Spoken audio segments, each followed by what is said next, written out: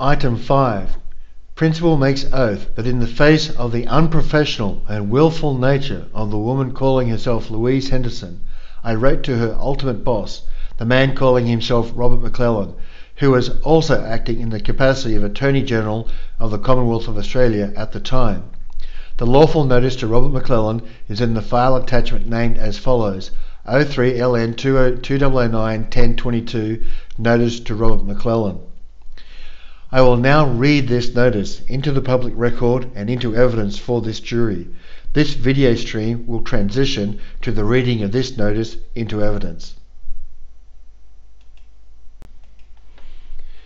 I am now going to read into the public record and into evidence the lawful notice I sent to Robert McClellan on the 22nd of October 2009. So, from free man commonly called Peter Andrew Nolan, standing in God's kingdom, and the address is just wiped out, to Robert McClellan, acting as the Honourable Robert McClellan, Attorney General, Attorney General's Department, Central Office, 3 to 5, National Circuit, Barton, Canberra, Australian Capital Territory, 2600, Australia. 22nd of the 10th, 09. Lawful notice to Respondent Robert McClellan, acting as the Honourable Robert McClellan, Attorney General, Attorney General's Department, Central Office, 3 to 5, Barton Circuit, National Circuit, Barton, Canberra, Australian Capital Territory, 2600. And this was sent to him under oath and penalty of perjury and full commercial liability. Let right be done, though the heavens should fall. Notice to principal is notice to agent. Notice to agent is notice to principal. I, commonly addressed by the calling of Peter Andrew of the Nolan family, hereinafter the principal, in my correct public capacity as beneficiary of the original jurisdiction, being of majority in age, competent to testify, a self-realized and free sentient man, my yes be yes, my no be no, do state that the truths and facts herein are of first-hand personal knowledge, true, correct, complete, not just true and correct, certain and not misleading, so help me God. This notice is addressed to the human being calling himself Robert McClellan, acting as the Honourable Robert McClellan, hereinafter known as the Respondent. This is an affidavit with respect to the order of sale of 8 Schofield Parade, Pennant Hills, between Jennifer Marguerite Nolan and Peter Andrew Nolan. Item 1. Principal is of legal age and competent to testify. Item 2. Principal has first-hand knowledge of the facts stated herein. Item 3.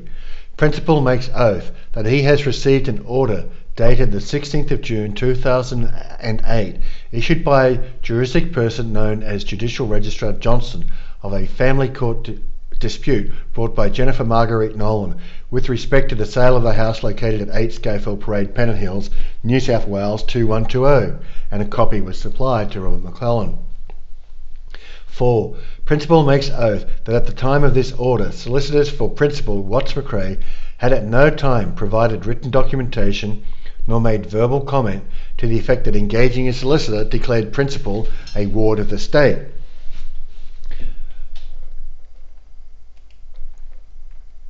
5. Principal makes oath that at no time did the solicitors for Principal Watts McRae provide written documentation nor made verbal comment to the effect that the loyalty of Watts McRae and engaged solicitors was to the Law Society of Australia and to the Family Court by oath, and that they were acting in the best interests of the Law Society of Australia and were not acting in the best interests of Principal. 6. Principal makes oath that at the time of this order, solicitors for Principal Watts McRae had at no time provided written documentation nor made verbal comment to the effect that they may, at their discretion, without informing Principal, engage in side conversations with other members of the Australian Law Society to create circumstances beneficial to the Australian Law Society, which would also precipitate circumstances detrimental to Principal. 7. Principal makes oath that at the time of this order, solicitors for Principal Watts McRae had at no time provided written documentation nor made verbal comment to the effect that they had a clear conflict of interest in that as members of the Australian Law Society and under oath to serve the best interests of that society, their loyalty to the Australian Law Society conflicted with the interests of principal. 8. Principal makes oath that on the day of March 7, 2008, Principal met with the representatives of Watts McRae. Principal makes oath that he had serious concerns as to the poor performance of Watts McRae in his estimation, specifically with respect to refusal to pass along requested communications and specifically challenge the effectiveness of representation. 9. Principal makes oath that representatives of Watts McRae made many verbal comments to the effect that they were working to represent Principal's interests, quote, effectively, unquote. 10. Principal makes oath that a Watts McRae representative, namely Jacqueline Vincent, used words to the effect, quote, "Do you have confidence in our firm to represent you most effectively to the court," unquote, in asking Principal specifically if he had confidence that Watts McRae would effectively represent Principal's best interests. 11. Principal makes oath that he was under the impression that every effort was being made by Watts McRae representatives to assure him his best interests were being represented. 12. Principal makes oath that he felt at that meeting there was something wrong and that some deception was being perpetrated upon him. However, he could not comprehend what that deception might be. 13. Principal makes oath that at the time he was well aware that under commercial law, any contract or any performance of duties that are performed in deception as a result of deception are null and void and can be redressed via legal processes at a later date.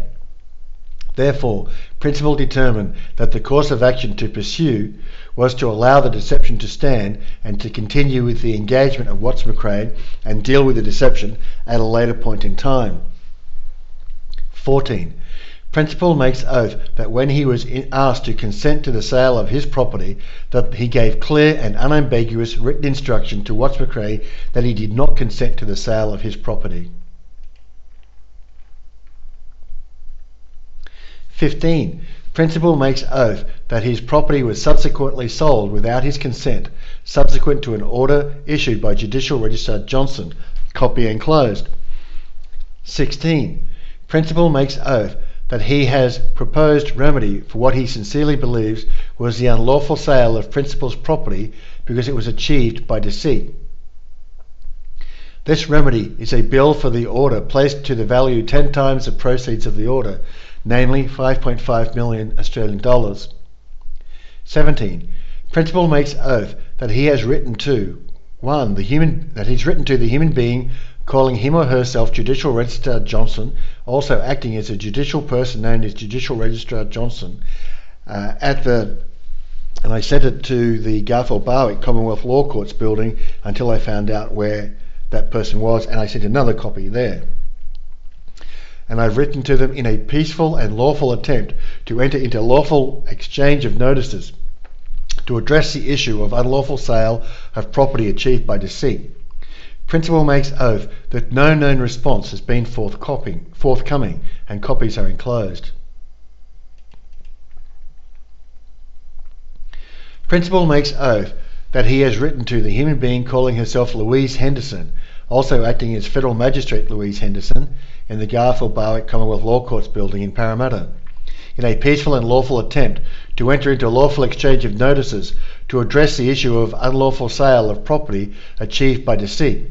Principal makes oath that no known response has been forthcoming and copy was supplied to Robert McClellan. 19. Principal makes oath that he has filed a UCC1 financing statement to become the primary creditor and secured party of the corporation known as Mr. Peter Andrew Nolan, incorporated on the 11th of the 1st, 1964. 20. Principal makes oath that he sincerely believes that he has a higher claim to all property of the corporation known as Mr. Peter Andrew Nolan, incorporated on the 11th of the 1st, 1964, than has the private run-for-profit corporation known as the Australian Federal Magistrates Court, on the basis of being the primary creditor and secured party for that corporation. And a copy of the UCC1 financing statement was enclosed. 21. Principal makes oath that he wishes to engage in lawful exchange of notices and in a professional and peaceful manner, such that this issue of the unlawful sale of property be dealt with. Principal says not, signed by me, this 22nd day of the 10th month, that's a mistake, 2010, so 22nd of October 2010, near London, England. I had it witnessed and signed by 3 people, 22nd of the 10th, 09. Their signatures are hidden from the public. Notice of intent and proposed remedy. This section of this document provides a notice of intent and proposed remedy, inviting the respondent to peacefully and without dispute cordially resolve the matter at hand, that being the distribution of funds from the proceeds of the sale of the house known as 8 Schofield Parade, Pennant Hills, New South Wales 2120. The 2 parties with whom Principal has attempted lawful and peaceful communication have, to the best of the Principal's knowledge, chosen to go into lawful dishonour. It is the Principal's wish that this current situation be resolved peacefully and expediently. The respondent, acting in the role of Attorney General for the corporation known as the Commonwealth of Australia, carries responsibilities and obligations to ensure that subordinates meet their legal and lawful obligations or are penalised according to accepted norms of common law. These 2 parties being Judicial Registrar Johnson and 2 Federal Magistrate Louise Henderson. It is this Principal's wish to engage in lawful conversation, parties responsible and accountable to the respondent in order to resolve this current matter of the unlawful appropriation of the property of the corporation Mr. Peter Andrew Nolan, incorporated on the 11th of the 1st, 1964, which is fully owned and due to the human being Peter Andrew of the Nolan family. Principal, by way of the Principal being the primary creditor and secured party for Mr. Peter Andrew Nolan, incorporated on the 11th of the 1st, 1964. It is this Principal's wish that the respondent respond to this lawful notice to nominate himself or delegated parties whom he will hold accountable for the proper and appropriate completion of the matter at hand. The time allocated for response to this lawful notice is 20 days from the date of issuance of the lawful notice. Should the respondent be unable or unwilling to enter into peaceful and productive exchange of lawful notices, or unable or unwilling to nominate an authorised representative to enter into peaceful and productive exchange of lawful notices in the 20 days allocated, the following remedy is proposed. 1. A penalty of 1 troy ounce of 99.99% pure gold per day be applied for dishonour and non-response. The Attorney General is the highest office in the land for this matter, and this Principal expects the respondent to meet his obligation in ensuring his subordinates act lawfully in a timely manner. 2. Principal to convene a de jure jury to hear the facts of the matter, and the de jure jury to pass judgment on the respondent for failure to exercise his obligations to ensure his employees act in accordance with the common law of the land called Australia. 3. All said proceeds of the property known as 8 Schofield Parade, Pennant Hills, New South Wales 2650, Australia, some $293,000 currently held in a controlled account at Watts McRae, contact Justin Dowd, be transferred to a bank account of the Principal's choosing in a default judgment. 4. All time of Principal and all incurred expenses which are required to be expended in order to pursue authorised representatives communicate with Principal in an exchange of lawful notices will be billed directly to respondent as the authorised representative responsible for ensuring timely response to lawful notices of his subordinates. Principal advises respondent that non-response is considered dishonour under law, and that Principal reserves the right to generate default judgments or convene a court de jure to pursue remedy should respondent go into dishonour. Non-response will be considered acquiescence. Yours sincerely, signed by me, that's my signature, 22nd of the 10th, 09. This concludes the reading into the public record and into evidence for this jury the notice to Robert McClellan of 2009-10-22. Thank you for listening. Item 6. Principal makes oath that I am in the sincere belief that the communications that were sent to David Dunkley and the woman calling herself Louise Henderson and the man calling himself Robert McClellan were received by their intended recipients. The evidence that the communication was received by David Dunkley and Louise Henderson is the fact that in the court order he wrote, David Dunkley refers to a, quote, barrage of email, unquote, attempting to slur me for the mere act of attempting to communicate with Louise Henderson and David Dunkley. My apologies for the typo there. The jury is reminded that David Dunkley and Louise Henderson are paid from the public purse, and that makes them our servants and us their masters. I.e., they don't get to slur us for talking to them. That's what they're paid to do. Item 7. Principal makes oath that on the date of November 24th, 2009, I went to the Australian Federal Magistrates Court in Parramatta, Sydney, and spoke with a man who called himself Paul Large. Paul claimed to be the registrar for the building and the courts. I wished him to deliver a set of documents to both David Dunkley and Louise Henderson. These were a copy of the documents I would be bringing with me on the Thursday the 26th of November 2009 to my court meeting with whoever turned up. Paul and I discussed this situation for a period of about 15 minutes. Paul refused to give me his word he would deliver these documents. Paul Large has a case to answer for as well. We will get to him in good time.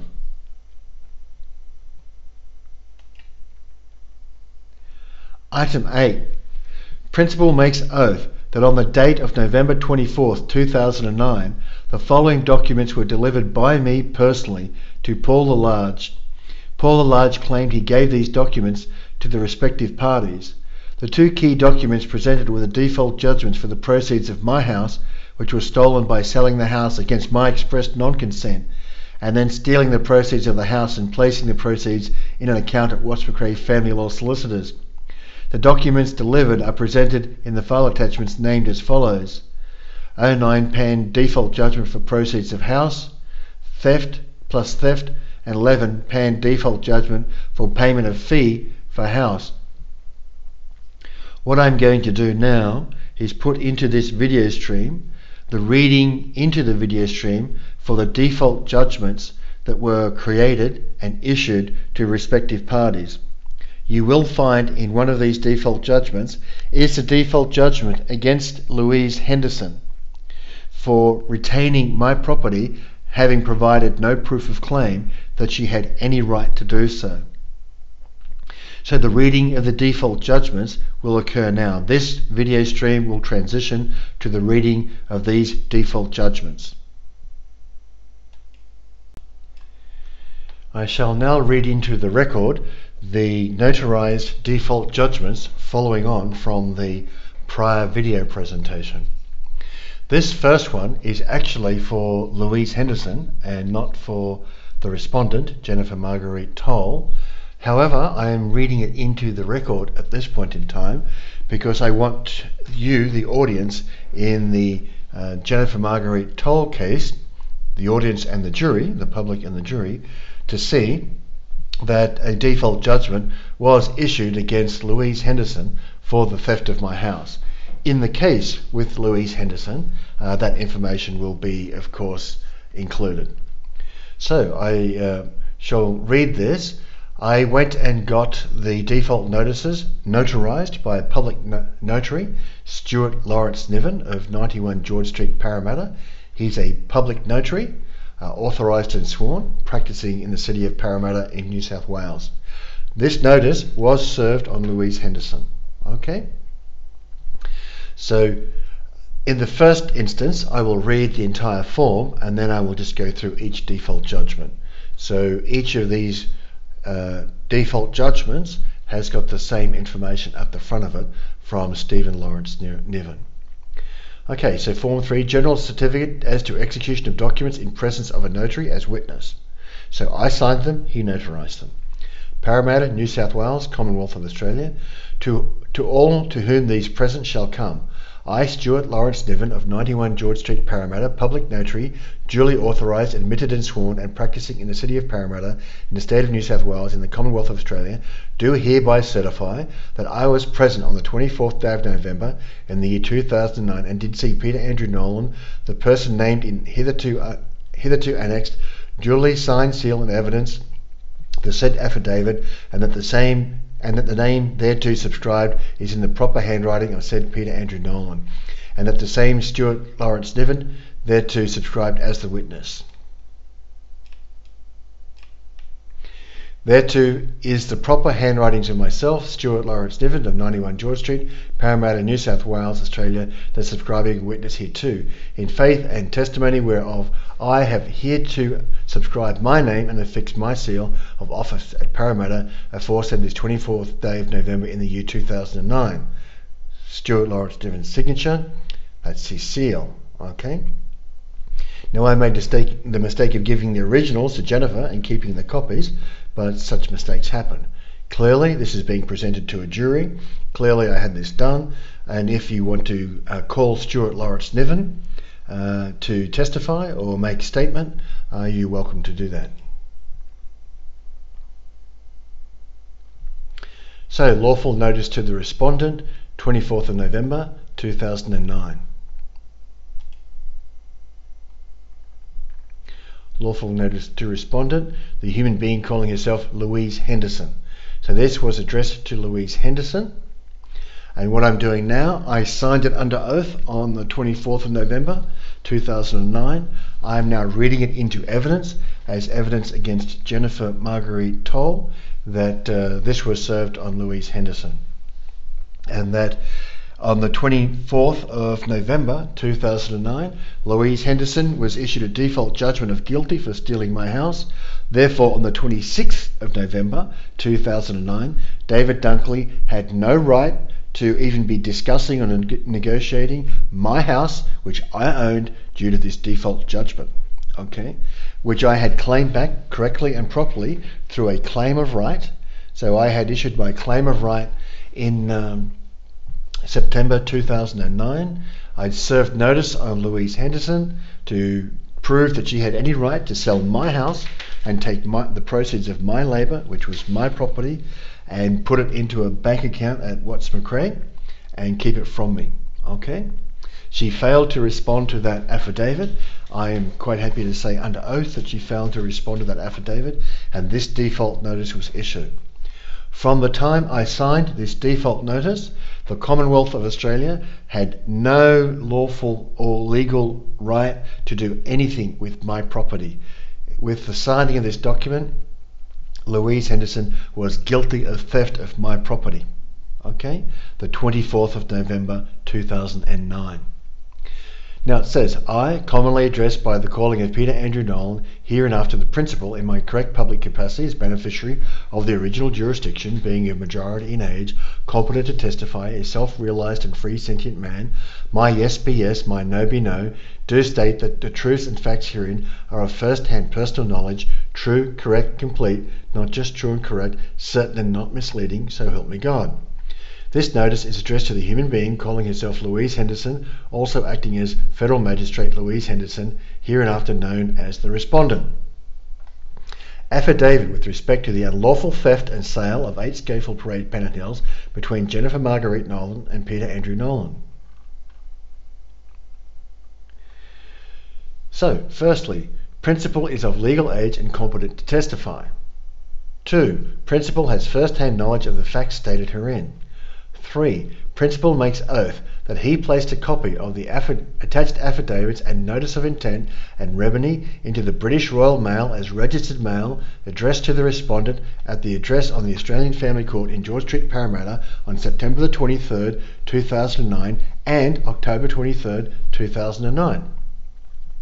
Principal makes oath that he is not in receipt of this lawful notice by return mail and therefore sincerely believes that the lawful notices were duly presented to the respondent. Principal makes oath that he has also sent many faxes to the listed fax number for the respondent in a further effort to offer the hand of peace in discussing and negotiating an amicable resolution to the issues at hand. The fax number used was 61 MBA-LS-AA016-V02 Copies of the transmissions and receipt can be presented as evidence should the respondent wish.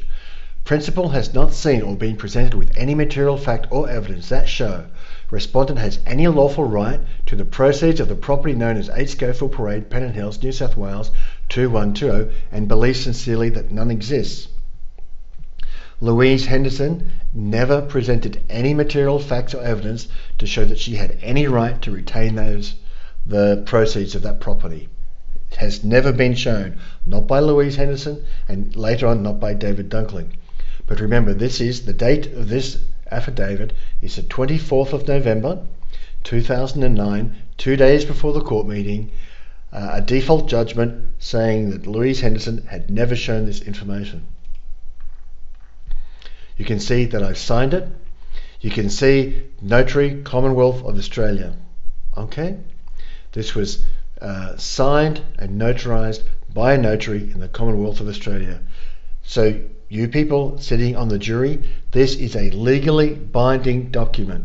It is a default notice. It's notarized by a notary in the Commonwealth of Australia. Louise Henderson owed me my house back. Okay? And this stands up in any court in the land, in fact. Now you are a common law court. If you have a question as to the validity of this, you can discuss it with the expert in common law. He will tell you that it's valid. So the notarial notice of non-response and default judgment. To date, respondent has given no response to the September 23rd, 2009 entitled Affidavit with respect to unlawful theft and sale of 8 Schofield Parade, Pennant Hills between Margaret Nolan and Peter Andrew Nolan, and has received no response from a similar affidavit placed in the Royal Mail on October 23rd. Copies of documents provided are included in the envelope with this affidavit, and that's what I did. I gave her copies of those documents. The period for lawful response of both these affidavits has expired.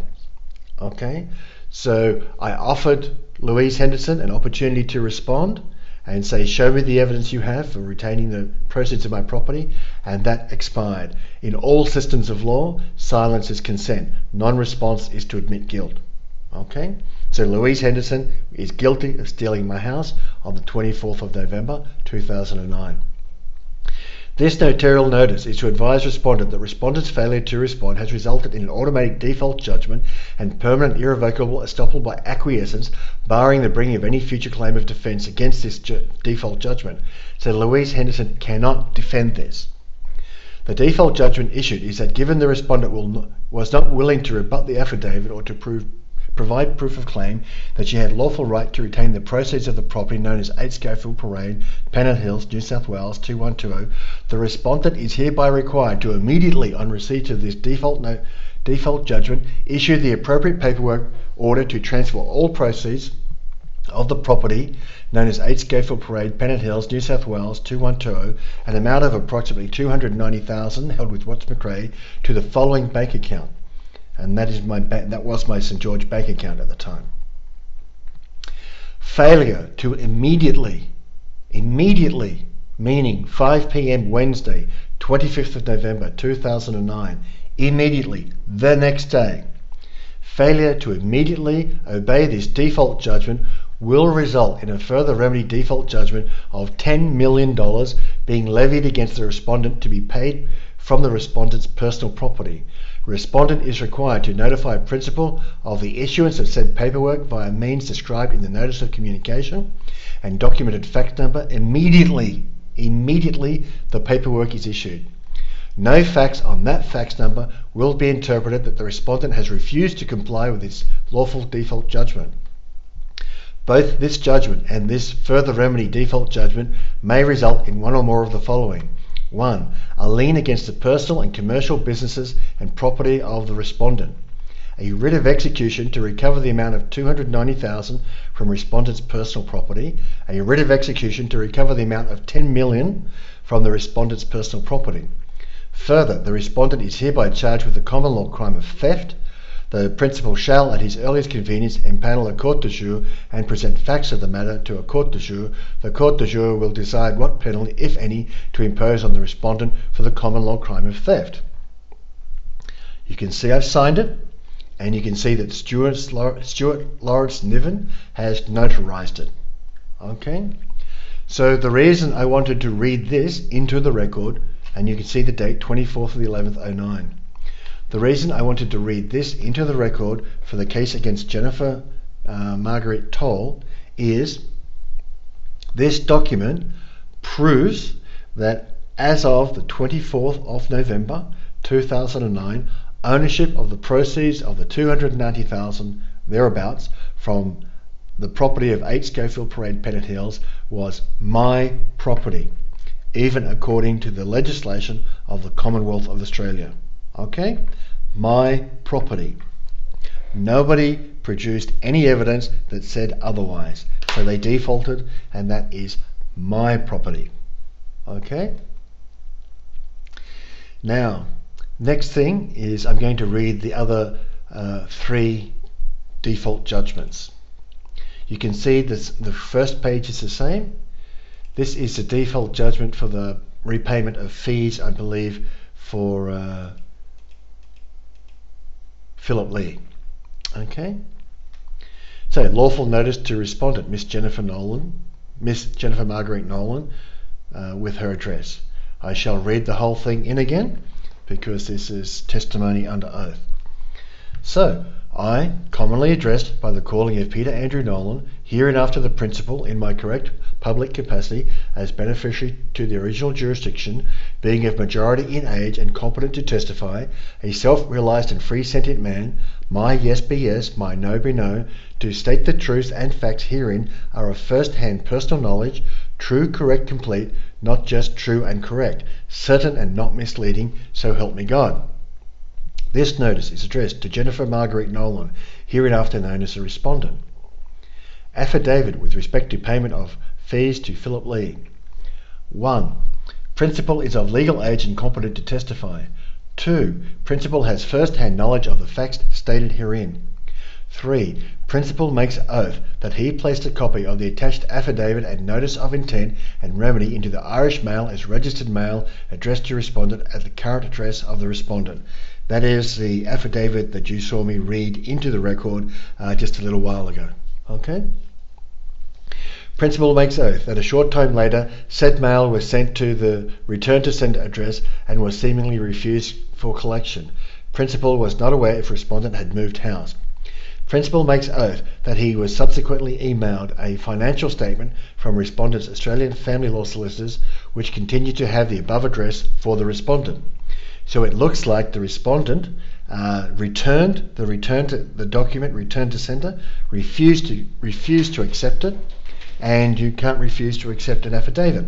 Okay, when it's delivered to you in your area, in your place of residence, that is served. If you return it to sender, that's your bad luck. Principal makes oath that he was subsequently emailed a financial statement. Oh, sorry. I just read that. So she was still living at the address. She just sent it back. So principal makes oath that he is in the sincere belief that he made every effort to lawfully and peacefully present the affidavit and notice of intent and remedy by firstly approaching a professional service agent who declined and then sending the notice by registered mail. So I approached a professional service agent in Ireland and offered him €100 to deliver this document, and he said no because of the contents of the document. Okay, so I was required to send it by registered mail because, of course, if I turned up at Jennifer's house, she would call the police and have me arrested and thrown in jail. Okay, so she was sent that I tried to get a serving agent to serve it. I was refused. I sent it via registered mail. It was turned away. If I went there myself, I would most likely be arrested and incarcerated. So I made every effort to serve that document on Jennifer peacefully. She refused to accept it, and so you, the jury, can decide whether she should have accepted it or not. Okay? The principal makes oath that he was in fear of kidnap and incarceration should he attempt to go to the address listed and serve the document himself. Jennifer has a history of having me kidnapped and incarcerated by making false allegations to police. 8. Principal makes oath that respondent has previously had him unlawfully kidnapped and incarcerated, and respondent has noted in her subsequent affidavits that she contacted the criminal element called the police in Ireland to determine if she could further have principal kidnapped and incarcerated unlawfully. I make that under oath. Principal has not seen or been presented with any material facts or evidence that show respondent has any lawful right to refuse to accept lawful notices when presented in peace by the registered mail and believes sincerely that none exists. Principal has not seen or been presented with any material fact or evidence that show responsible has any lawful right to retain possession of the fees which were legally and lawfully accumulated against the Instant Business Intelligence Company in an effort to defend the company from the actions of respondent and believes sincerely that none exist. So Jennifer has never produced evidence as to why she can do this, and she's required to produce evidence of that. In absence of evidence, I'm making the presumption that she can't do that. You can see that I have signed it. You can see it was the 24th day of November 2009 near Sydney, Australia, and you can see it was notarized by Stephen, what's his name? Notarized by Stuart Lawrence Niven. You can see it was notarized. Okay. Notary Public, Commonwealth of Australia, done deal. So, notarial notice of non-response and default judgment. To date, respondent has given no response to the affidavit with respect to payment of fees to Philip Lee and the attached notice of intent and proposed remedy issued by the principal and claimant addressed by the calling of Peter Andrew Nolan, a free man, within 10 days time period. This notarial notice is to advise respondent that respondent's failure to respond has resulted in an automatic default judgment and permanent and irrevocable estoppel by acquiescence, barring the bringing of any future claim against this default judgment. The default judgment issued is that given to the respondent.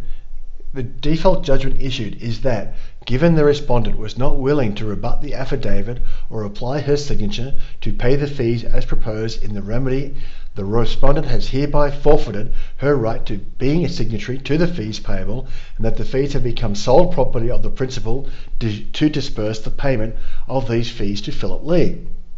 Meaning, I get the money from the house and I pay Philip Lee because she refused to pay Philip Lee.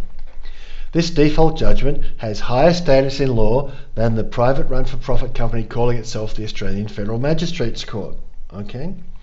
And authorised representatives of the private run-for-profit company calling itself the Australian Federal Magistrates Court is hereby instructed to issue orders to transfer the amount of $36,800, meaning 23,000 euros, to the following bank account. Okay? Meaning Louise Henderson, but she didn't do it. From this account, principal makes oath to forward the full amount to Philip Lee's solicitors. Okay, this amount was never transferred. You can see I've dated it again. Stuart Lawrence Niven has witnessed, signed, notarized. This document may be used in a judicial proceeding. That's what this is. This is now being presented to a common law court. That's what it's being presented to. This document is being used in a judicial proceeding. Next, this is a default judgment for the loan given to me by my brother Christopher. Okay, again, notice, and these, I will just say, these notices were handed personally to Jennifer in the court meeting. Okay, as she walked into the courtroom, she was served these notices. And I'm prepared to say under oath, I served these default judgments on her as she walked into the court meeting. So as she walked into the court meeting, she was served the default judgment for Louise Henderson that said, I owned the entire proceeds of the house. Okay? So before the court meeting, before she got into the room, she was served that default notice. And I want to make that very clear. Jennifer was in possession of the default notice that I owned the entire amount and property of the house before walking into the courtroom. Okay? So this is the affidavit with respect to repayment of loan by Christopher Nolan. I, commonly addressed by the calling of Peter Andrew Nolan, hereinafter the principal in my correct public capacity as beneficiary to the original jurisdiction, being of majority in age, competent to testify, a self-realized and free sentient man, my yes be yes, my no be no, do state the truths and facts herein are of first-hand personal knowledge, true, correct, complete, not just true and correct, certain and not misleading, so help me God. This notice is addressed to Jennifer Marguerite Nolan, hereinafter known as the respondent. Affidavit with respect to repayment of loan by Christopher Nolan. Item 1. Principal is of legal age and competent to testify. Item 2. Principal has first-hand knowledge of the facts stated herein. Item 3. Principal makes oath that he placed a copy of the attached affidavit and notice of intent and remedy into the Irish mail as registered mail addressed to respondent at the current address of the respondent. The affidavit and notice of intent read previously into evidence. Principal makes oath that a short time later said mail was sent to the return to sender address and was seemingly refused for collection. Principal was not aware if respondent had moved house. Principal makes oath that he was subsequently emailed a financial statement from respondent's Australian Family Law solicitors which continued to have the above address for the respondent. Principal makes oath that he is in the sincere belief that he made every effort to lawfully and peacefully present the affidavit and notice of intent and remedy by firstly approaching a professional service agent who declined and then sending the notice by registered mail. Principal makes oath that he was in fear of kidnap and incarceration should he attempt to go to the address listed above and serve the document himself. Principal makes oath that respondent has previously had him unlawfully kidnapped and incarcerated, and respondent has noted in her subsequent affidavits that she contacted the criminal element called police in Ireland to determine if she could further have principal kidnapped and incarcerated unlawfully.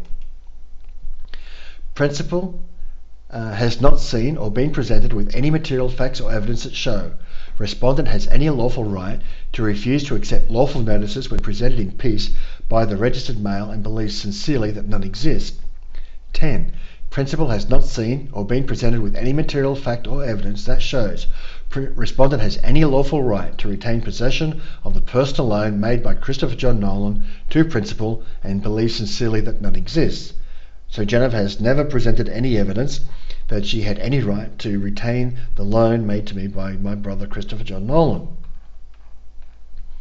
You can see I have signed it. You can see it's the 24th day of the 11th month 2009, the 24th of November 2009, signed by Stuart, sealed by Stuart, a notary public in Australia. So the notarial notice of non-response and default judgment. To date, respondent has given no response to the affidavit with respect to repayment of loan by Christopher Nolan and the attached notice of intent and proposed remedy issued by principal and claimant addressed by the calling of Peter Andrew Nolan, a free man within the 10-day time period. This notarial notice is to advise respondent that respondent's failure to respond has resulted in an automatic default judgment and permanent and irrevocable estoppel by acquiescence, barring the bringing of any further claim against this default judgment. She has accepted this default judgment, that means.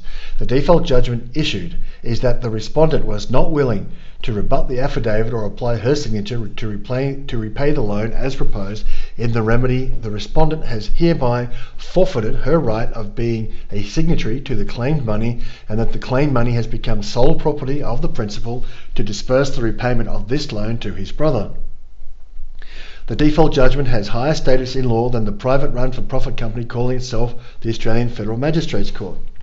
An authorised representative of the private run-for-profit company calling itself the Australian Federal Magistrate Court is hereby instructed, Louise Henderson, to issue orders to transfer the amount of $50,000 to the following bank account. That's my bank account number. From this account, principal makes oath to forward the full amount to Christopher John Nolan. Christopher John Nolan is reluctant to personally involve himself in these proceedings and wishes his bank account details not be made known to those who might well do him harm. Signed by me, 24th of November, noted by Stuart Lawrence Niven, signed by Stuart Lawrence Niven, sealed by Stuart Lawrence Niven. This document may be used in a judicial proceeding, which is exactly what is happening. Okay, so Jennifer waived the right to have her signature applied to this loan. She's stealing this $50,000. She stole this $50,000.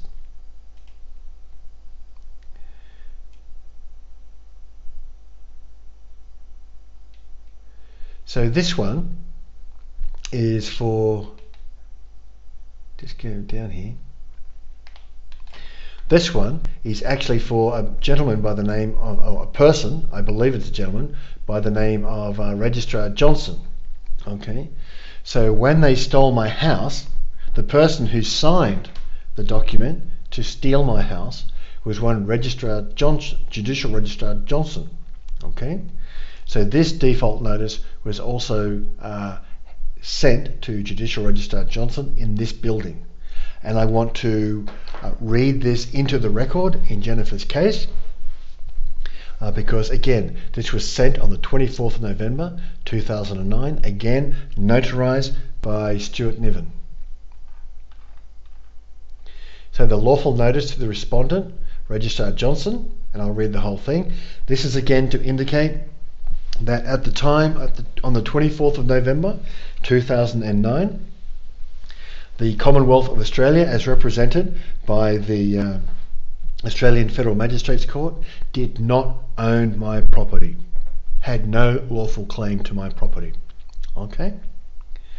So I, commonly addressed by the calling of Peter Andrew Nolan, hereinafter the principal in my correct public capacity as beneficiary of the original jurisdiction, being of majority in age, competent to testify, a self-realised, free sentient man, my yes be yes, my no be no, do state the truth and facts herein are of first-hand personal knowledge, true, correct, complete, not just true and correct, certain and not misleading, so help me God. This notice is addressed to the human being calling himself, him or herself, I don't know, Judicial Registrar Johnson, also acting in the judicial person known as Judicial Registrar Johnson, hereinafter known as the respondent. Affidavit with respect to order for the sale of 8 Schofield Parade, Pennant Hills, between Jennifer Marguerite Nolan and Peter Andrew Nolan. This Judicial Registrar Johnson was the person who signed the order for the sale. Okay? The sale of the house, and had no right to do so. Never at any point had any right to do that. Okay?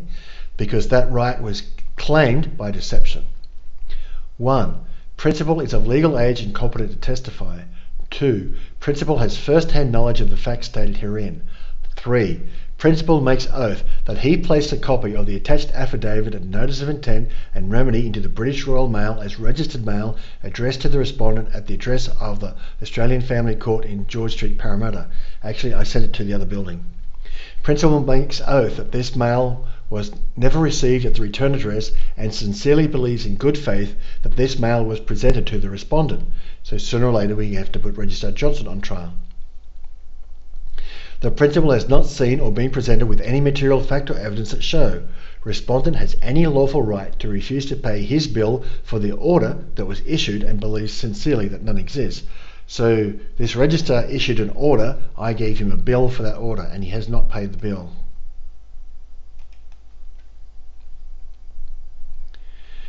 Okay, 6.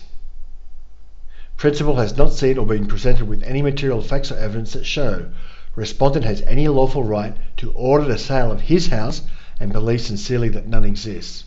Okay, so I challenged Registrar Johnson to show me on what basis he or she had any right to sell my house, and they did not present any evidence of that. Okay? Now, Justin Dowd claimed time and time again that they had every right to sell my house, but the speech by Robert McClellan will put an end to that notion. Okay? Again, you can see I signed it. It was the 24th of November. You see Stuart Niven signed it, notarized it as a notary public, and stamped it. So the notarial notice of non-response and default judgment. Okay. To date, the respondent has given no response to the affidavit with respect to order for sale of 8 Schofield Parade, Pennant Hills, between Jennifer Marguerite Nolan and Peter Andrew Nolan, and the attached notice for bill of services ordered. Okay, so I sent him a bill of services ordered. issued by the principal and claimant, addressed by the calling of Peter Andrew Nolan, a free man, within the 20-day period. Printed copies are included for your information, so I packaged this up and gave it to them. This notarial notice is to advise respondent that respondent's failure to respond has resulted in an automatic default judgment and permanent and irrevocable estoppel by acquiescence, barring the bringing of any future claim against this default judgment. That is, you're guilty. You cannot claim against this judgment. This default judgment is issued. The default judgment issued is that given the respondent was not willing to rebut the affidavit or to pay his lawful bill for his lawful order, the respondent is hereby judged to have acquiesced to the bill for $5.5 million, and this bill is now due immediately upon receipt. Immediate payment can be made to the following bank account, right? So I sent a bill for $5.5 million to Registrar Johnson. Okay, now of course he doesn't have that money. Okay, but this is where it's going to get interesting now, because you, the jury, can ratify this and say he didn't respond. He issued an order. He must find out the amount for his order before he issues it. Pay the $5.5 million.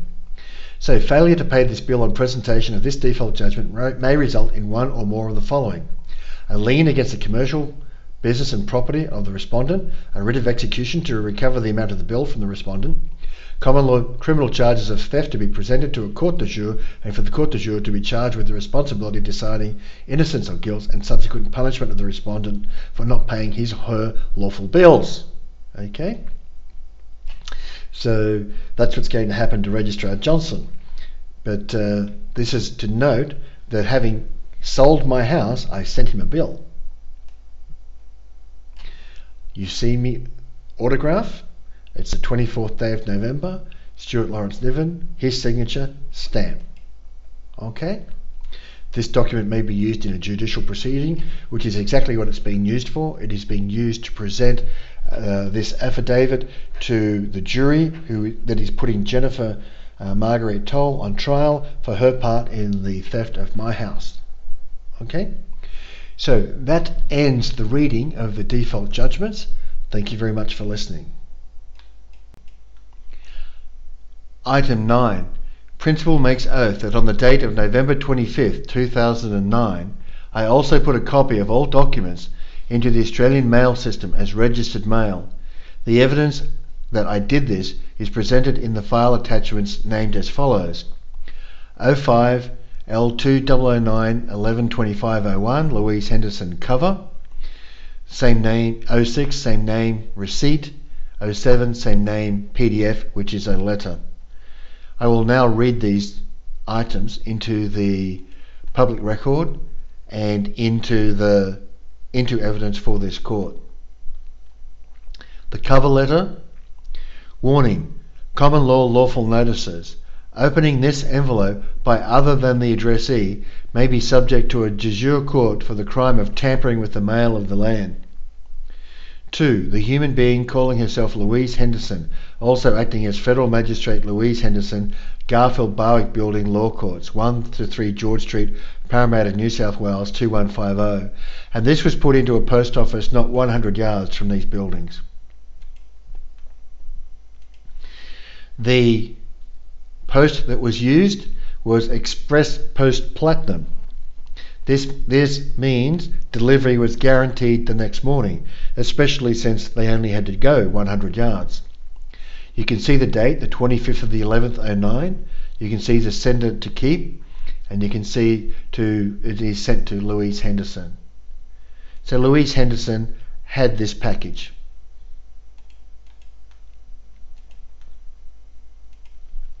I also included this letter, faxed to Louise Henderson. I included as a letter in the package.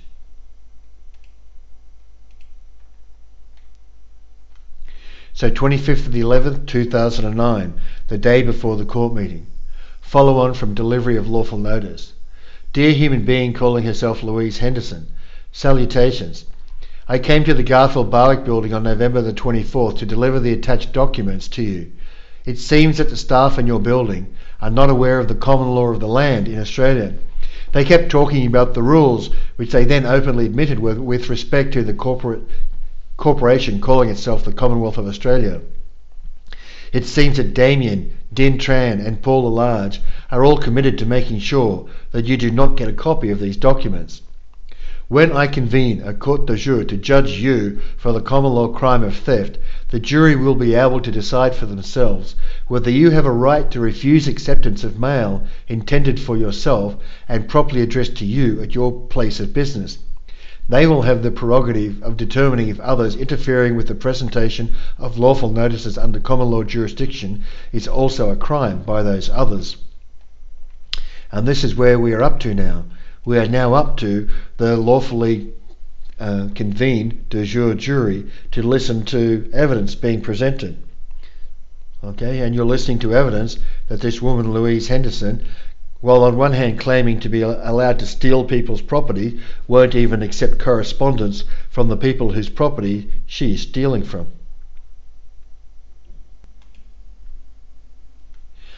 Item 10. Principal makes oath that on the date of November 26, 2009, a Thursday, I went to the Australian Federal Magistrates Court in Parramatta, Sydney. I went with head held high. I went in to battle to do my bit, just as many Anzacs before me stormed the beaches at Gallipoli, or fought like demons in Tobruk, or fought in the hell that was the Kokoda Trail. Many Australian men died for my freedom. Many men died defending my parents and their generation when they were defenceless children. In 1940, my father was 3 and my mother was 1. Now, here I was, with tyranny being introduced by treasonous traitors who call themselves Australians. It was my turn to, quote, storm the enemy lines, unquote, only I was afforded the comfort of an air-conditioned room, and my weapons were my voice and a video recorder. I was spared deserts, jungles, bullets and bombs, but the situation was very much the same. I was putting my life at risk, and I knew it. The New South Wales Police and ASIO have killed many a man like me. I know it, they know it, now you know it too. Men like my step-grandfather took vows to face all enemies, foreign and domestic, and on November the 26th, 2009, I took my place next to those brave Anzacs, prepared to put my life on the line against a domestic enemy, the legal fraternity in the form of one Louise Henderson, who turned out to be David Dunkley, and the Australian Federal Magistrate and the Australian Federal Police by the first name callings of Christopher and Andrew. That's exactly what I did. I went and put my life on the line to test this. Item 11. Principal makes oath that at about 9:50 a.m. Paul Large came to see me outside the courtroom and told me 2 things. 1. That he had given my documentation to David Dunkley and Louise Henderson. 2. That he had asked for 2 Australian Federal Police officers to attend the meeting so that there would be, quote, no trouble, unquote. I assured Paul that today I had come in peace. I was here to collect evidence, not to use force. He expressed pleasure at this comment. I then went over to introduce myself to the Australian Federal Police officers and explained to them what I was doing here today and why I was doing it. I told them I had come in peace and I was here to talk. They seemed reassured that I approached them politely and professionally. 12. Principal makes oath that based on all of the above evidence, plus a great deal more evidence, Principal formally and irrevocably accuses respondent of 1 crime. 1. 1 count of common law theft for the retention of the proceeds of my 25 years of labour without any right to do so, thereby proposing to permanently deprive me of my property. And given that it's April the 22nd, 2013, and I still don't have my property back, it's pretty clear Louise Henderson intended to permanently deprive me of my property.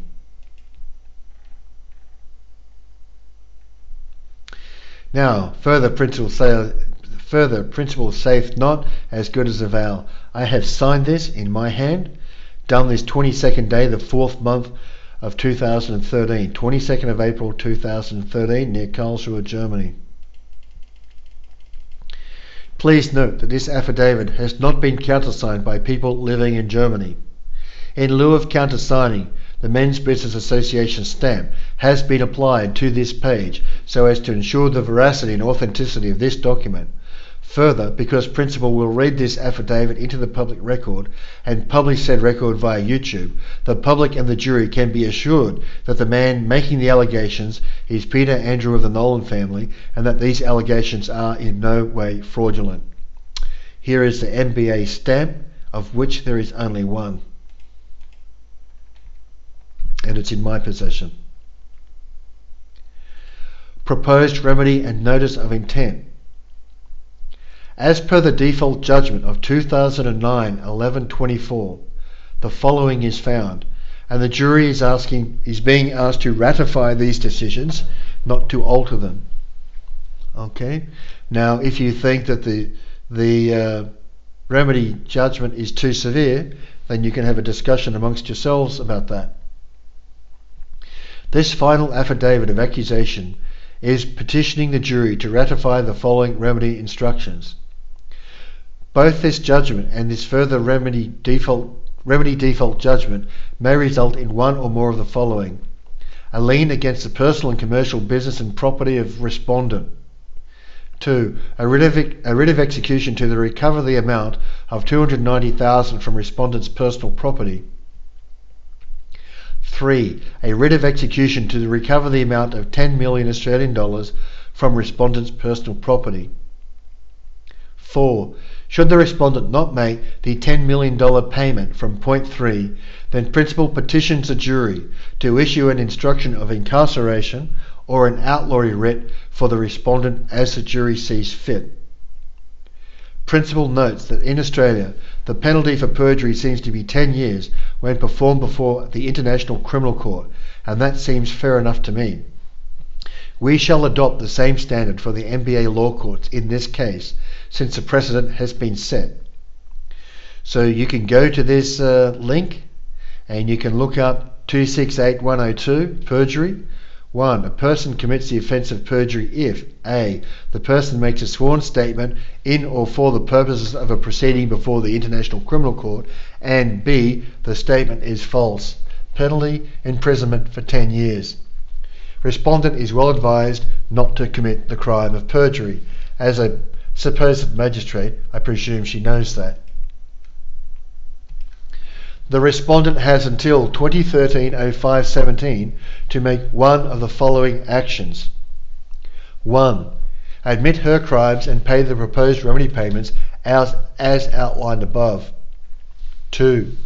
Refuse to reply to this affidavit of accusation and thereby accept a default judgment of guilty as accused and have the jury review the evidence to determine its veracity and then to issue instructions as the jury sees fit with no defence from respondent offered. The jury instructions will then be processed according to the due process of law. 3. Reply to this affidavit of accusation, contesting the accusations and contesting the items presented under penalty of perjury and full commercial liability, noting that the penalty for perjury appears to be 10 years in jail in Australia. The length of incarceration or the withdrawal of protection of the law to be a matter for the jury to decide. Signed by me, 2013-04-22. The very fact that we're dealing with this 3.5 years later and that Louise Henderson has at no time provided any proof that she had any right to hold on to my property means that you, the jury, can find nothing other than she had every intention of depriving me of my property permanently. Now the jury is under the burden of reviewing all the information and evidence I present, as well as all the information and evidence that Louise Henderson presents. Since Louise Henderson's partner in crime, David Dunkley, had me standing right at the back of his courtroom saying, I would like to present you evidence as long as my inalienable rights are intact, and David Dunkley refused to agree to that, and then claimed that he could proceed with this case on an undefended basis, Louise Henderson has pre-agreed to having this case processed on an undefended basis because that's what she agreed should happen to me. So if you, the jury member, have any concerns about Louise Henderson not answering these accusations, and you are concerned that she hasn't answered them and this is going forward on an undefended basis, just remember that her colleague David Dunkley had me standing in a room, having flown from London to Sydney to present my case, refused to agree to present my case on the basis that all my inalienable rights were intact, and then claimed that he could process my case on an undefended basis. Remember, I flew from London to Sydney to defend my property. Okay? So Louise Henderson has done unto me proceeding with a case on an undefended basis, despite the fact I flew from London to Sydney and presented myself in the court at the time requested. So you can have no qualms in dealing with this case on an undefended basis should Louise Henderson refuse to defend herself. Just because she's a woman doesn't mean she gets any special privileges. Okay? So I would like to thank the jury for listening to this presentation of this evidence. I appreciate your time and your effort. I will leave you to consider this evidence and any evidence presented by Louise Henderson. Thank you very much for listening. Now I will read into evidence a speech made by Robert McClelland when Robert McClelland was the Attorney General for Australia. So you see the logo there. This was taken off Robert McClelland's website, off the Attorney General's website. You can see that there. Okay. The speech was on the 20th of February 2009 at a Constitutional Law Conference, and you will see in this speech Robert McClelland clearly indicate common law and the Magna Carta is superior to the legislation of the Commonwealth of Australia, and it is the foundation of the legislation of the Commonwealth of Australia. So, Mr. Jury Member, I will read exactly what it says and I will make commentary during this presentation, but please remember who said this and when. This was Friday, the 20th of February 2009, 8:15. This was some 10 months before November the 26th, 2009, which was my appearance in the Australian Federal Magistrates Court. Okay? This 20th of February predated my 26th November meeting by 10 months. So this is what Robert McClelland said 10 months before you saw the video before the video was created in that court. So Robert McClelland says, "First may I acknowledge the traditional owners of the land we meet on and pay my respects to their elders both past and present." Other acknowledgements. Who said? Associate Professor Andrew Lynch, Gilbert and Tobin Centre for Public Law, University of New South Wales, Sir Gerald and Lady Brennan, Sir Anthony and Lady Mason, the Honourable Ian Callanan and Mrs Callanan, Justice Mitchell Gordon, Federal Court of Australia, Justice John Hayden, High Court of Australia and Mrs Hayden, distinguished guests, ladies and gentlemen.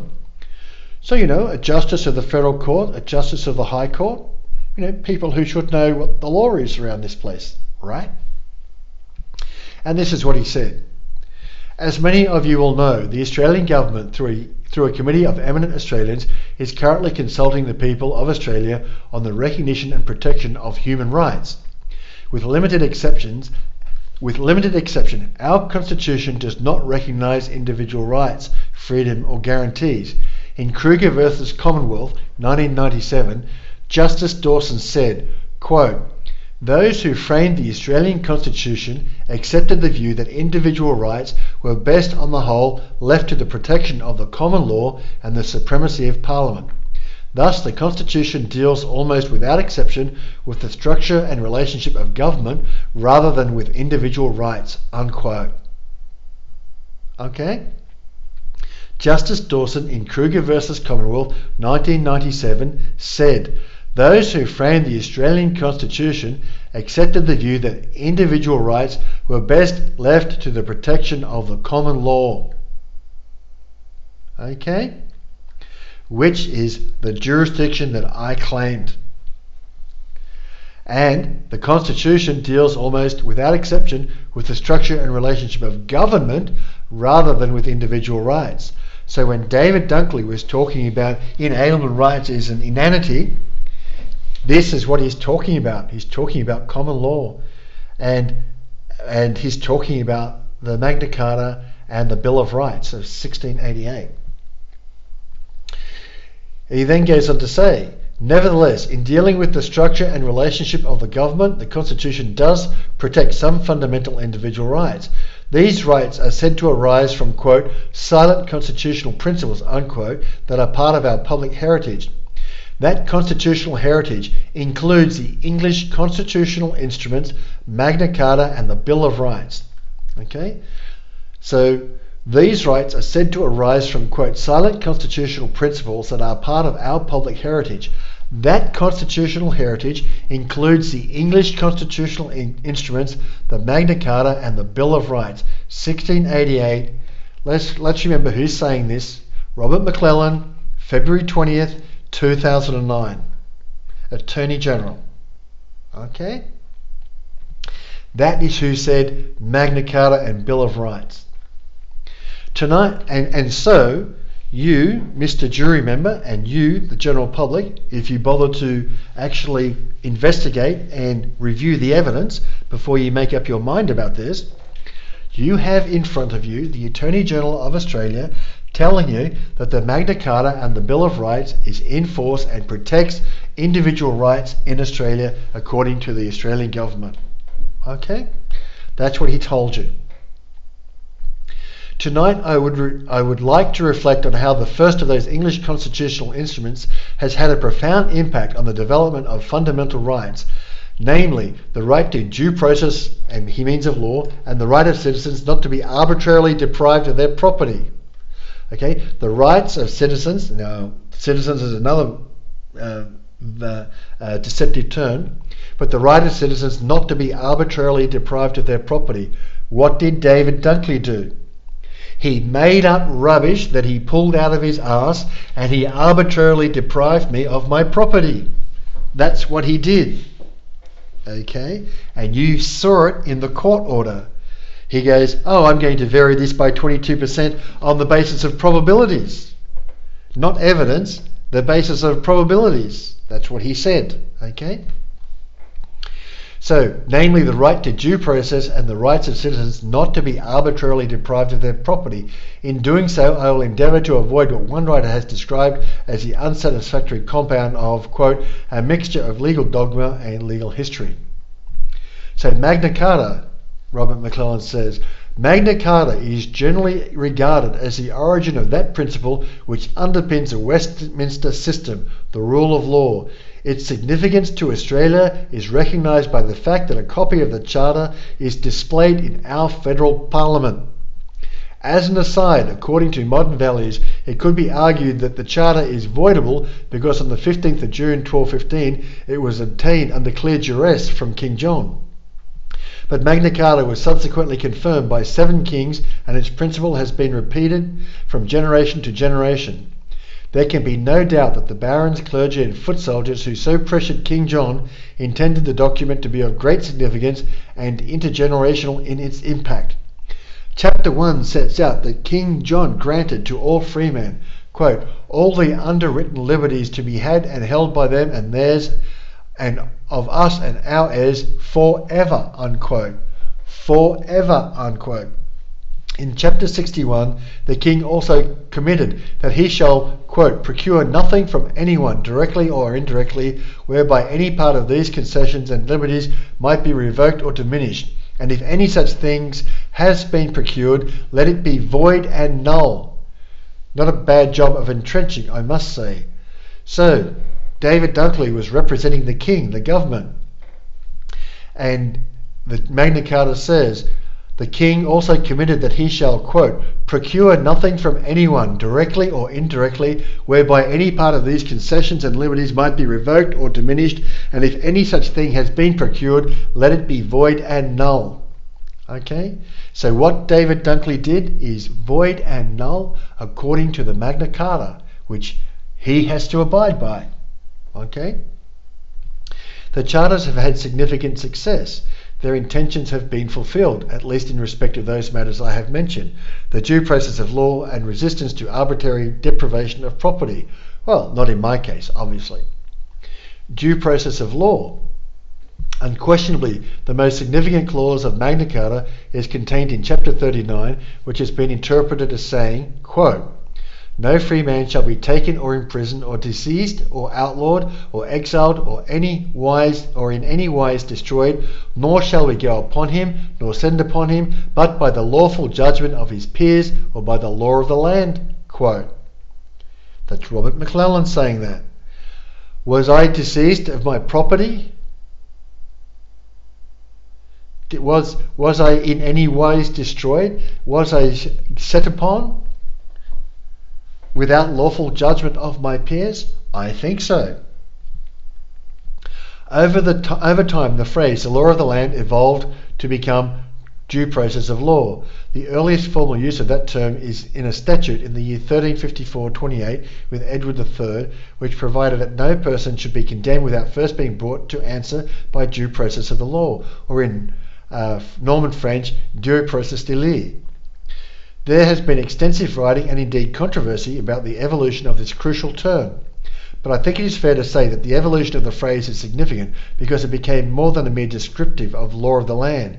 Instead, due process became a fundamental concept and principle which has both informed the development of the law and tempered its application. So, was I afforded the due process of law? And the answer is, of course not. I was not afforded the due process of law. You have got the video in front of you and you can answer yourself, was I afforded the due process of law? And you can only answer no to that, because I asked many times over for the agreement to step onto the ship and to negotiate the situation, discuss the situation, and I was denied the opportunity to step onto the ship with all my inalienable rights intact, therefore being denied due process of law. So now here we are 3 years later, and we're getting due process of law, right? In the Australian context, in R versus Mackellar, ex parte Ratu, Justice Murphy specifically credited Magna Carta as a foundation of natural justice and due process, saying, quote, "The doctrine of natural justice is not a modern development. It is traditional in most English-speaking countries. It is an aspect of due process traceable in English law, at least back to the Magna Carta," unquote. Right? That's an Australian justice. In Abner versus Official Trustee in Bankruptcy, 2000, Gleason, C.J., McGower, and Hain, J.J., said, quote, "Fundamental to the common law system of an adversarial trial is that it is conducted by an independent and impartial tribunal.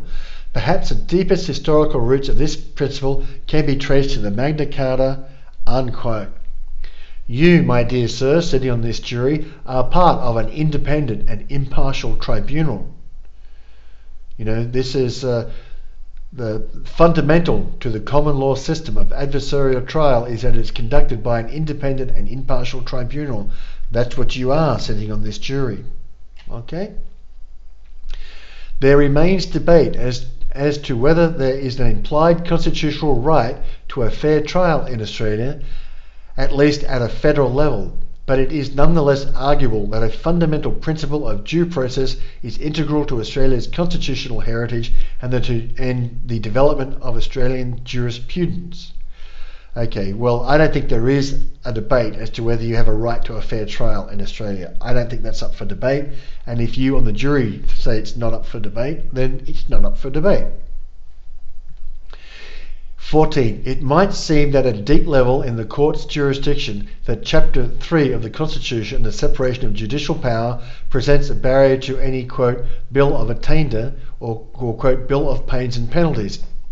Even at state level, it might be seen in concerns about legislation pertaining to the Parliament to direct the detention of a person for the purpose of punishment when their guilt or innocence has not been determined by a court.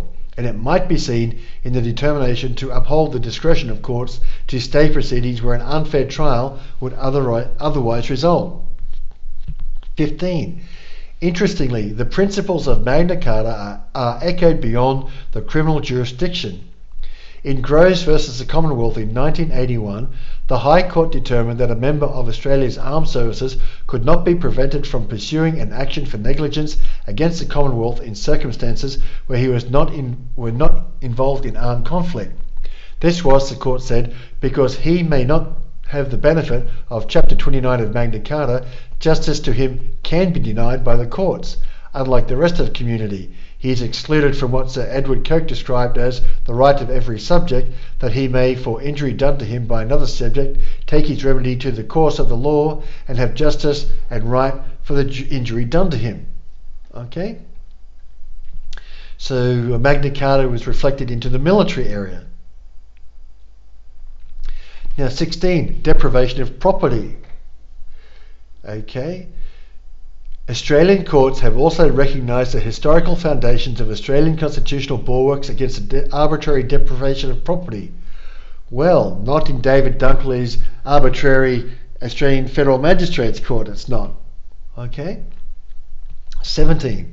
In the Communist Party dissolution case in 1951, the High Court said that as at the date of the Constitution, quote, the King had no power by the exercise of his prerogative to dissolve bodies corporate or unincorporate or forfeit their assets to the Crown or to deprive his subjects of their contractual or proprietary rights.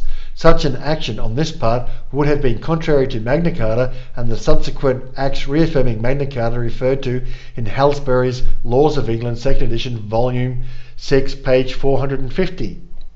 Okay, that's what that case said. That is not to say, as was made clear in the Communist Party dissolution case, that a person or entity could not be deprived of their property by a valid law of the Commonwealth Parliament. However, as was explained in Clooney's Ross versus Commonwealth 1984, quote, an executive power of acquisition of land for a public purpose is different in nature to a legislative power of a national parliament to make laws with respect to the acquisition of land for a purpose in respect of which the parliament has power to make laws. See Magna Carta, clause 29, unquote. The exercise of legislative power under Section 51 of the Constitution is, of course, conditional on just terms compensation. That precondition, I would argue, stems from the victory that the barons and clergy and people of England had over their monarch on the 15th of June, 1215. Let me read that again. The exercise of legislative power under Section 51 of the Constitution is, of course, conditional on just terms compensation. That means if David Dunkley steals my property, pretending to use the Constitution, he must compensate me on just terms. And that those just terms are 1 million ounces of gold. That's what he agreed to, and you heard him say that. The issue of proprietary rights of the individual is interesting because it is an area that a possible merging of the principle of Magna Carta and the primary international human rights instrument, the Universal Declaration of Human Rights, can be detected. And I just want to point out the Australian federal government does not consider itself bound by the Universal Declaration of Human Rights, regardless of what they tell you. They have not agreed that they are bound by the Universal Declaration of Human Rights. It's only been 60 years, but they haven't wrapped that into the Australian Constitution yet. Okay? For example, in Newcrest Mining 1997, Justice Kirby referred to Article 17.2 of the Universal Declaration, which provides that, quote, no one shall be arbitrarily deprived of his property, unquote. I was arbitrarily deprived of my property by David Dunkley. Okay? And here's Justice Kirby in 1997, citing the Universal Declaration of Human Rights, which provides that no one shall be arbitrarily deprived of his property. His Honour described the roots of Article 17 in the following terms, quote, whilst this article contains propositions which are unremarkable to those familiar with the Australian legal system, the prohibition on the arbitrary deprivation of property expresses an essential idea which is both basic and virtually uniform in a civilised legal system. Historically, its roots may be traced as far back as the Magna Carta 1215, Article 52, of which provided, quote, to any man whom we have deprived or dispossessed of lands, castles, liberty or rights, without the lawful judgment of his equals, we will at once restore these. So let me quote the Magna Carta, Article 1215, Article 52 again, which provides, quote, remember David Dunkley took my property arbitrarily on the basis of what he called probabilities, not evidence, quote, to any man whom we have deprived or dispossessed of lands, castles, liberties or rights without the lawful judgment of his equals, we will at once restore these, quote. You people I am presenting this to are the jury. You are bound by the Magna Carta. This jury is formed in common law, and the Magna Carta says, okay, and I'm going to repeat it again because you've got all this evidence in front of you. The Magna Carta says, to any man whom we, meaning the king and his agents, meaning David Dunkley, whom we have deprived or disposed of lands, castles, liberties or rights, meaning lands and castles, meaning money, my house, a man's house is his castle, they stole my house, liberties or rights, without the lawful judgment of his equals, we will at once restore these. Was I given the lawful judgment of my equals? No. Therefore, they are bound by the Magna Carta to we will at once restore these. You, the jury, are bound by the Magna Carta to at once restore these things that I had stolen from me, unless you, David Dunkley, can prove that he had the right to do this. Absent any proof, you are bound, you have no choice, you are bound to issue remedy instructions to restore my property to me. Okay? 21. His Honour adopted similar reasoning in Malika Holdings Proprietary Limited versus Stretton 2001, where he said that, quote, the Universal Declaration of Human Rights, Article 17, like the Magna Carta 1215, Clause 52, treats as fundamental the rule against arbitrary deprivation of property, unquote. Some may say we are seeing a merging of ancient rights and ancient constitutional principles with developments in international law. Just as an aside, I wonder if the people in Cyprus are reading this, right? These ones about to have their bank accounts arbitrarily looted. 23. It is not my intention to enter that debate, save insofar as I will invite you to consider the words of Justice Brennan in Mabo versus Queensland No. 2, where he said, quote, the common law does not necessarily conform with international law, but international law is a legitimate and important influence on the development of the common law, especially when international law declares the existence of universal and fundamental rights, unquote. I appreciate that there is a difference of opinion as to the extent to which fundamental international human rights principles have influenced and continue to influence the development of the common law. The same common law that Justin Dowd claimed was not in force in Australia, right? The president of the New South Wales Law Society claims this common law that the Attorney General is talking about, that all these justices are talking about, was not in force in Australia. That shows you how criminal Justin Dowd is. I would suggest, however, that this will inevitably be the subject of ongoing academic and adversarial debate. In particular, our friends across the Tasman are also engaged in the debate. For instance, Cook P, as he was of the New Zealand Court of Appeal, said that it is, quote, the duty of the judiciary to interpret and apply national constitutions, ordinary legislation, and the common law in the light of the universality of human rights, unquote, and the common law. Conclusion, 25. Given this controversy, and in closing, I will leave you with a question to which there will no doubt be a range of responses around the room. The question is, should the Parliament by legislative action or the Executive by administrative action or practice do anything to guide or influence that evolution of this important debate? An interesting challenge for Justice Brennan's son, Father Frank Brennan, who is presently chairing the government's National Human Rights Consultation. I look forward to hearing what you and all Australians have to say on this issue. And it ends. All I can tell you what I have to say on this issue, Robert McClellan. I issued notices to you about the crimes committed against me in December 2009 when you were the Attorney General. given this speech and the fact that I was arbitrarily deprived of my property, one wonders, Mr. Robert McClellan, why you did not take an interest in my case.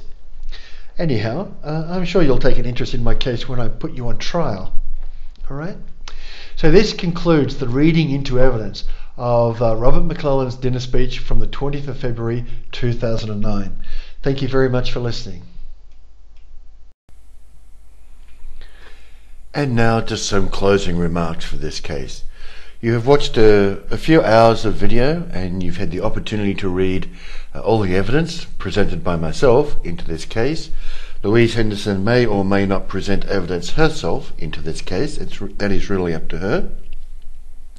Obviously, as I just mentioned in the remarks previously, if she does not defend her case, then she has already agreed that the case go ahead undefended, because she is a colleague in crime of David Dunkley, and you saw David Dunkley go ahead with my supposed case on a supposed undefended basis when I was standing there quite ready to defend it.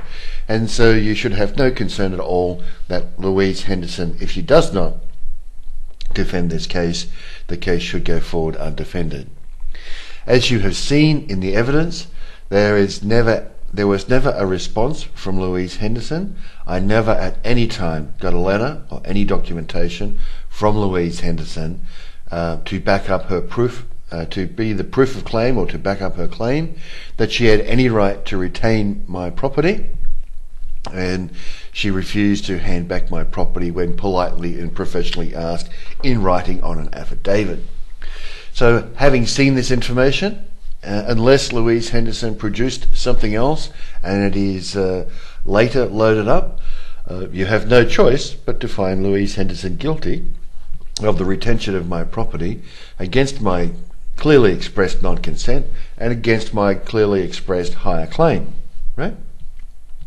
So this is how the Australian Federal Magistrates Court works. It's really just a bunch of criminals. That's what they do. So I hope you enjoyed watching this. I know that it's boring, but it is also very important. And mostly, the most important things of all are very boring. And the reintroduction of the rule of law is one of the most important things that can be done in Australia. So with that, I would like to say thank you very much for listening. I hope you enjoyed it. I hope you found it interesting, even if a little boring. Thank you very much.